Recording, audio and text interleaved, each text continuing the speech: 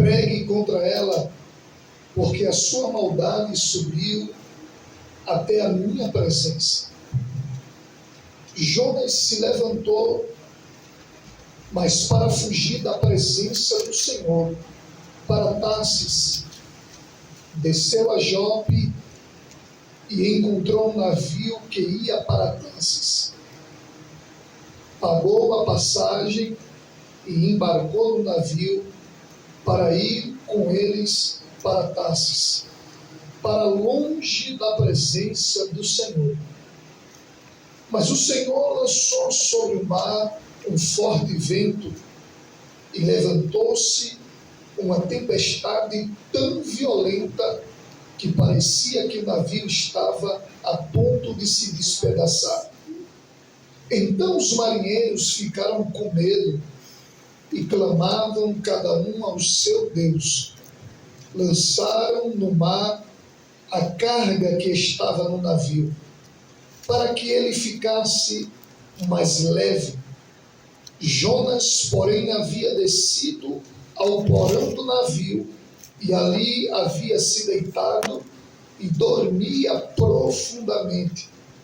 O capitão do navio se aproximou de Jonas e lhe disse: o que está acontecendo com você? Agarrado no sono, levante-se e invoque o seu Deus. Talvez assim esse Deus se lembre de nós, para que não perecemos. Sempre dando glória a Deus. Glória a Deus.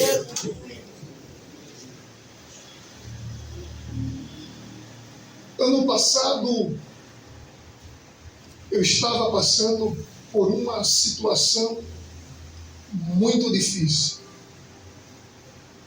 E eu estava à beira da Ianguera, caminhando, e já era tarde da noite, quando Deus falou ao meu ouvido, dizendo: é preciso, às vezes, lançar as cargas que se tornaram sobrepeso na sua vida, para que você não naufrague nessa tempestade.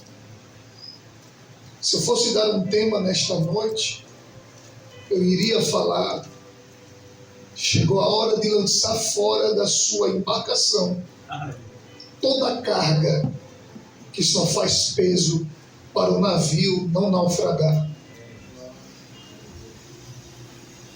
Falar do profeta Jonas, para muitos, sem compreender o contexto que ele estava, é chamar ele de covarde. Porque no versículo de número 1, a Bíblia diz que veio a Jonas a palavra do Senhor. E Deus vai dar uma direção ao profeta, mandando ele ir para a cidade de Nínive, que era a capital da Síria. Segundo alguns estudiosos, nessa época havia mais de 600 mil habitantes naquela cidade. E Jonas não foi na direção que Deus o ordenou. A Bíblia é bem clara, dizendo que ele quis fugir da presença do Senhor. Mas por que Jonas não foi na direção que Deus mandou? A Síria entrou no território de Israel, Samaria, e levou o seu povo cativo. E quando eles entraram com muita truculência e força bruta, eles mataram as mulheres, estruparam as jovens, mataram os anciões, e o restante do povo eles levaram cativo. Então havia uma ferida dentro do coração de Jonas, que ele não poderia ir até Nínive, porque isso ainda doía dentro do seu coração. Mas é fácil a gente dizer que ele é covarde por não querer ir na direção que Deus o mandou. Agora imagine você, Deus mandando você ir até o local ou a pessoa que te feriu, que falou alguma coisa com você. E às vezes Deus faz essas coisas por nós, quando a gente resolver o nosso passado, para que Ele faça algo no nosso futuro. Glória a Deus. Aleluia. Todavia, Jonas entra dentro de um barco, e a Bíblia diz que ele vai descer ao porão. E é incrível, quando a gente sai fora da vontade de Deus, o destino é sempre descer. E ele chega até a dormir, e a Bíblia especifica dizendo que ele dormiu um sono profundo. Mas a Bíblia vai dizer que Deus vai enviar no mar um forte vento, e este forte vento vai se tornar em uma tempestade violenta. A tempestade era tão violenta que os marinheiros que estavam naquela embarcação se assustaram. Ora, nós estamos falando de homens experientes, que já fazia viagens no navio muitas vezes, homens que conheciam o mar que eles estavam viajando. Todavia, diante daquele vento que Deus mandou naquele mar, os marinheiros ficaram assustados, ficaram atemorizados, e logo tomaram uma decisão. Eles fizeram uma análise daquilo que havia dentro do barco e era desnecessário, e jogou fora. Por quê? Porque quando o barco estava pesado e o vento soprava forte, logo levantava ondas que poderia cobrir o barco. E se o barco estiver pesado, ele não consegue ultrapassar a onda e superar a outra, assim sucessivamente. Então, eles resolveram, com essa estratégia, pegar todo o peso desnecessário e jogar fora no mar, para que esse barco ficasse leve e pudesse ultrapassar cada onda em que aquela tempestade estava se vindo sobre o barco. Todavia, essa tempestade que ocasionou foi o próprio Deus. Por quê? Porque havia um homem dentro daquela embarcação que estava em desobediência. Perceba que essa não é a única tempestade da Bíblia Sagrada. A tempestade que se encontra no Evangelho, segundo escreveu Marcos, capítulo de número 4, quando Jesus diz para os discípulos: olha, entre dentro do barco e vamos para outra margem. E a Bíblia diz que Jesus chega na popa do barco, deita e dorme. E de repente se levantou uma grande tempestade no mar da Galileia, em que os discípulos, que também eram pescadores e conheciam o mar da Galileia palmo a palmo, ficaram atemorizados, tristes, pensando que suas vidas iriam acabar. Essa tempestade é diferente da tempestade que Jonas estava enfrentando. Por quê? Essa tempestade os discípulos estavam passando porque estavam em obediência ao Senhor. Aqueles crentes desobedientes passa por tempestade, pastor, mas crente obediente também enfrenta as tempestades da vida. E o que significa a tempestade? São as lutas da vida, são os problemas que sobrevêm a cada um de nós. E os discípulos, olhando para aquela tempestade, olha para Jesus, acorda ele e diz: mestre, o Senhor não se importa que nós perecemos, nós vamos morrer aqui. Jesus se levanta, olha para o mar e olha e ouve o vento soprando forte e diz: mar, se aquieta, vento, cala-te. E a Bíblia vai dizer que houve uma grande bonança naquele mar, e os discípulos ficaram olhando para Jesus e dizendo uns para os outros: quem é este que até o mar e o vento lhe obedecem? Eu já tenho uma palavra de Deus para a sua vida. Tem tempestades que nós estamos passando, mas Jesus está dentro do mar. E ele permite essas tempestades vir sobre nós. Não é para que a gente morra afogado, não é para que a nossa embarcação se afunde, é para que o Cristo poderoso se revele dentro do nosso barco e nós olhamos para ele e dizemos: este é o nosso Cristo. Que o mar se aquieta ao ouvir a sua voz, que o vento se cala ao ouvir a sua voz, porque o teu Jesus e o meu Jesus tem poder sobre o mar, sobre o vento, sobre os demônios, sobre as situações da vida. Se você está em obediência e a tempestade está soprando e o vento está forte e você não está vendo a solução, experimente acordar Jesus nesta noite, porque quando ele se levanta, o mar se acalma e o vento se cala pela autoridade da voz de Jesus que está aqui nesta noite. Aleluia! Glória a Deus! Mas existe ainda outra tempestade na Bíblia, em Atos, capítulo de número 27. Quando o apóstolo Paulo estava indo a Roma como prisioneiro. E a Bíblia diz que ele está em um porto. E ele olha para o tempo e diz ao comandante da embarcação: há sinais de tempestades, não vamos adentrar, vamos ficar aqui.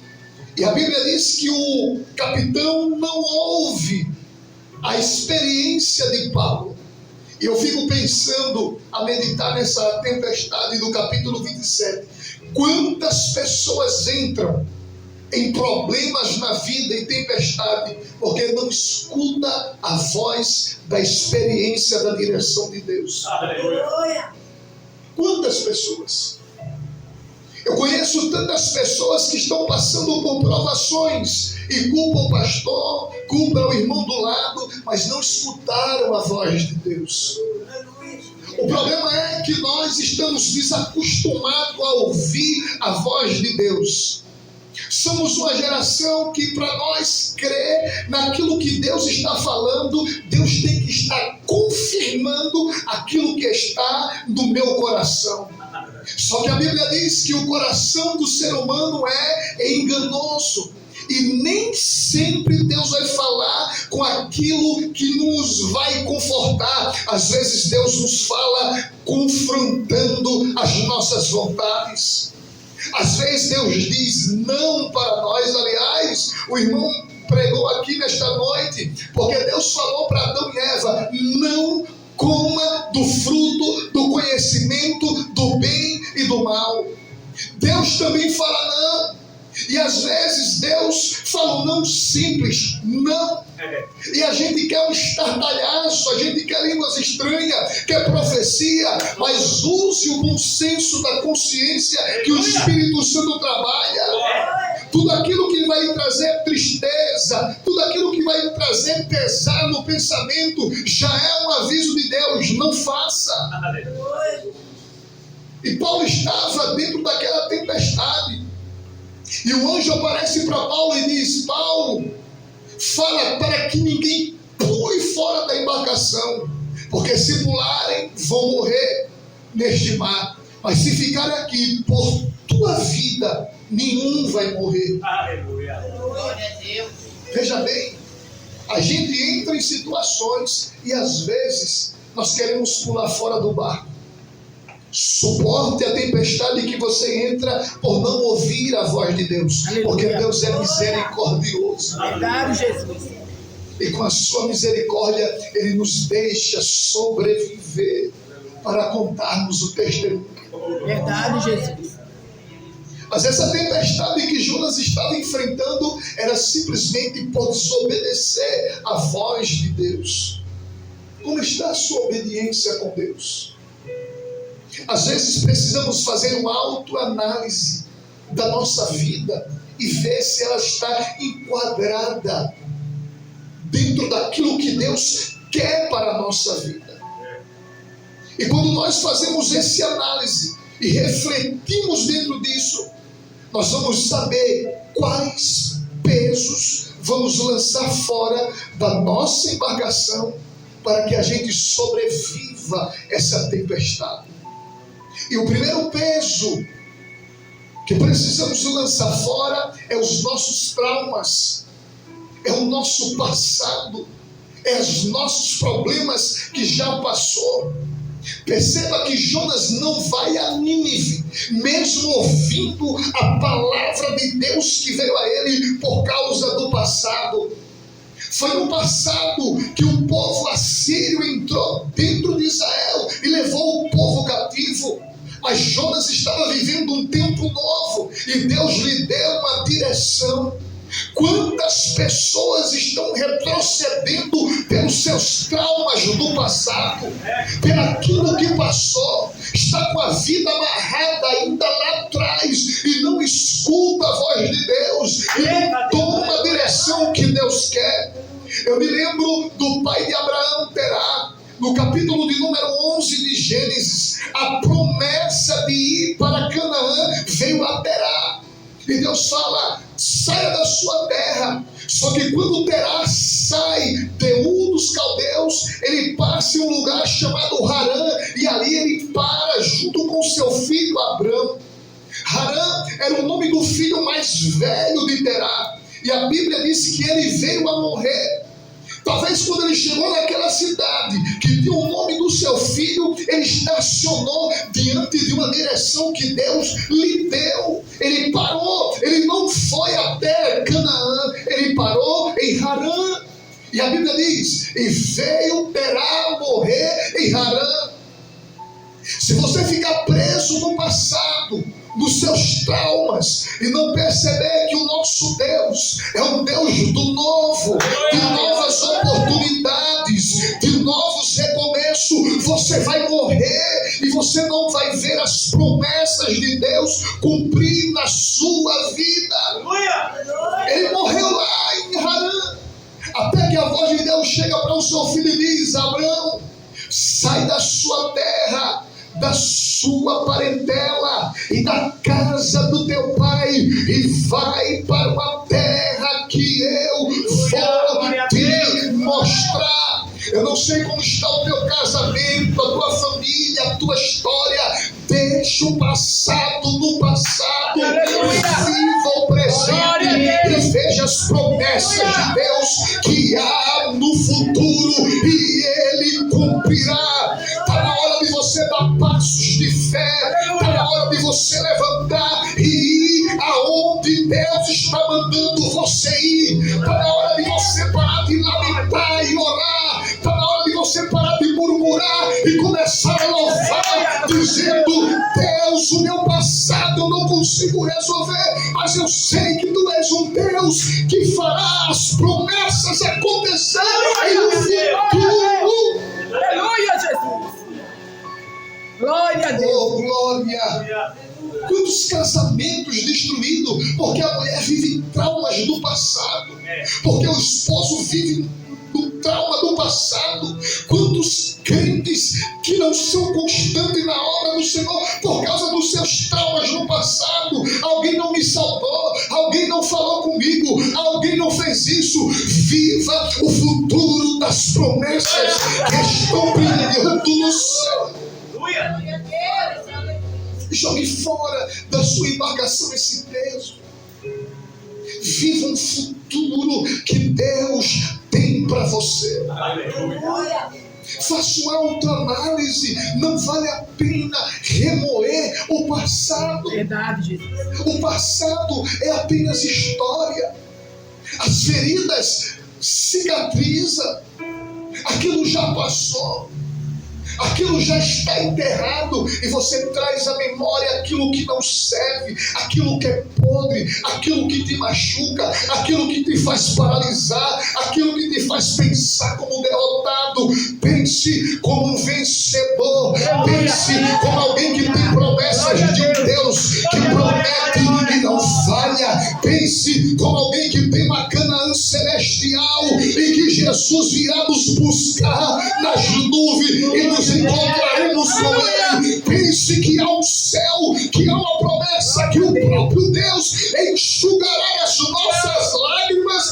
Pense que há uma promessa de Deus, que a morte não vai nos vencer. Pense que há uma promessa de Deus, que ao ressoar da última trombeta, nós se encontraremos com o Senhor Jesus nos ares. Há uma promessa que supera o meu passado, é a vida de Jesus. Jogue o peso do passado fora. Aleluia, Jesus, verdade. Segundo peso que nós precisamos lançar fora, para que a gente não venha naufragar, para que a nossa família não venha ser destruída em meio à tempestade. O peso do sono. Tem gente em que a tempestade está em tempo de quebrar tudo no casamento, tudo na vida financeira. E aonde está o crente, aonde está o irmão e a irmã? No porão dormindo. E além de estar dormindo, está dormindo um profundo sono. Aleluia, verdade, é assim mesmo. Precisamos se despertar em tempos de tempestade. Precisamos entender que é uma batalha. Precisamos entender que a nossa vitória está na oração. Aleluia. Olha Ezequias, o rei. O profeta Isaías chega até ele e diz: Ezequias, põe a tua casa em ordem, porque tu morrerás. A Bíblia diz que Ezequias vira para a parede. Por que ele vira para a parede? Ele estava dizendo: a minha história vem até aqui. Daqui eu não passo. Daqui acabou a minha vida. Mas a Bíblia diz que ele começa a orar. Aleluia. E quando ele começa a orar, ele diz: Deus, lembra-te de quando eu andei na tua presença. Porque a oração move o mundo espiritual. Glória a Deus. Sai da Netflix um pouco. Eita, Jesus. Tira os aplicativos do teu celular que te impedem de orar. Verdade. Deixa essa série de lado e mergulha no quarto da oração. Glória a Deus. Obrigado, Jesus. Fala, Jesus. Glória a Deus. Glória. Aleluia. Tem gente que a tempestade está em tempo de destruir a vida dele e ele dormindo com as coisas passageiras desta vida. Aí chega lá o comandante do navio, acorda. O que tu está fazendo aqui? Clama ao teu Deus. Você sabe o que é clamar, irmão? Clamar é gritar. Clamar é você se derramar diante de Deus com aquilo que tem mais de profundo dentro de você. Acorda, sai do porão, deixa essa indolência. É tempo de se levantar e clamar ao Senhor. O problema é que nosso cognitivo mental está tão cheio das coisas deste mundo que nós não conseguimos orar.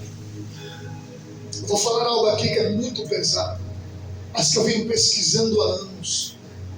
Segundo a neurociência, uma pessoa que passa mais de 2 horas na frente de um celular, ele tem dificuldade em concentração.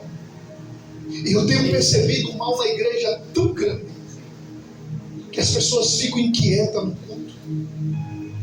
As pessoas não têm paciência de orar. As pessoas não têm paciência de ouvir. As pessoas querem tudo muito rápido, tudo na velocidade frenética deste mundo. E você tem uma dificuldade tão grande em concentrar, que na hora da pregação da palavra e da oração, o seu cérebro está tão acostumado com você passando vídeo, vendo vídeo, e ele soltando dopamina sem nenhum limite, que você se sente enfadado no culto. Eita, Jesus. E você dobra os joelhos para orar, não tem palavra nem pensamentos concentrados. Isso é verdade. Acorda. deste sono. Se for possível tomar uma decisão radical, tome. Se for preciso apagar os aplicativos, apague, mas se levante hoje desse sono para que Deus possa manifestar o seu poder através da oração. Glória a Deus. Orar ainda é a única maneira que nós temos de comunicarmos com Deus. Jesus, quando ele orava, e os discípulos viram ele orando, ficaram maravilhados. E eu não quero que os irmãos pensem que os discípulos não oravam. Eles eram judeus. No mínimo orava 3 vezes. Mas o que tinha Jesus quando orava, que os discípulos chegaram para ele e disseram: mestre, ensina-nos a orar. É que Jesus orava com intimidade. Aleluia. O fariseu orava mostrando que estava orando, se exaltando, dizendo: eu dou dízimo, eu faço isso. Não. Aí Jesus, quando vocês forem orar, orem assim: Pai nosso que está nos céus, santificado seja o seu nome, venha o teu reino e seja feita a tua vontade, como ela é feita no céu. O pão nosso de cada dia nos dá hoje. Perdoai as nossas ofensas, como nós perdoamos aquele que nos deve. Nos livre da tentação, porque teu é o reino, tu é a glória, Aleluia. teu é o Glória a poder. Deus. Glória a Deus. Oração acalma a tempestade. Oração salva casamento. Oração faz o incrédulo se converter Aleluia. a Deus.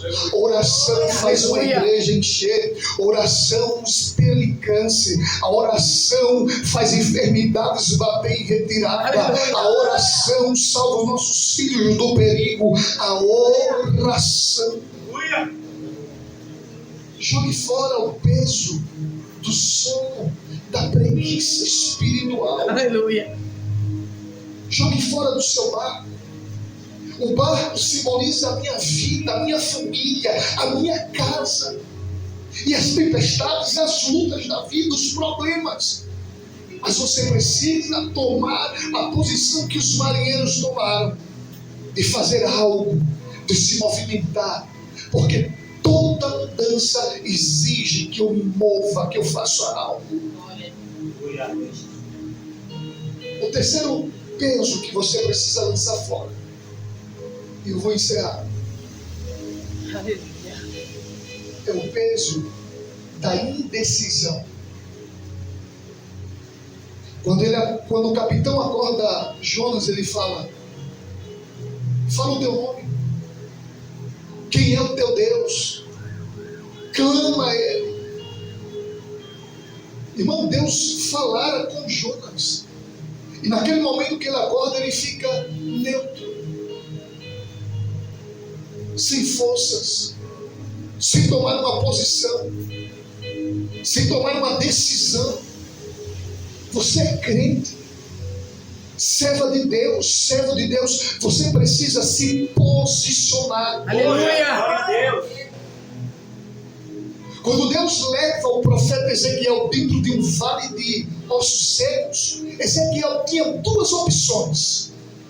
Primeira, ou virava osso dentro daquele vale, ou ele era profeta e profetizava.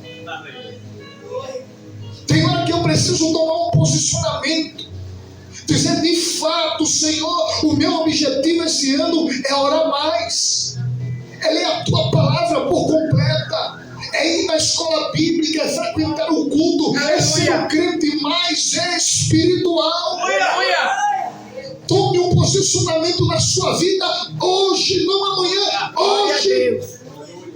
Comece a ler a Bíblia hoje, comece orando hoje, comece se movimentando para que o mundo espiritual se movimente ao seu favor hoje. Glória a Deus. Hoje, há poder nas suas palavras, a autoridade de Jesus Cristo na sua vida. Aleluia. Glória a Deus. Pare de se menosprezar, pare de viver dentro de um porão, dormindo. Levante-se hoje. Eu vim nesta noite dizer, é tempo de se levantar e viver aquilo que Deus tem para a sua vida. Eu acho interessante, porque nós trocamos aquilo que Jesus ensina. Jesus disse assim: olha, vocês não recebem porque pedem mal. Vocês não sabem pedir. Vocês não sabem o que estão pedindo. Vocês não têm inteligência espiritual para pedir. Então vocês não recebem. Aí Jesus vai continuar o sermão dizendo assim: olha para os lírios do campo. Eles não têm como tecer uma roupa, mas eu vos digo que nem Salomão em toda a sua glória se vestiu como um deles.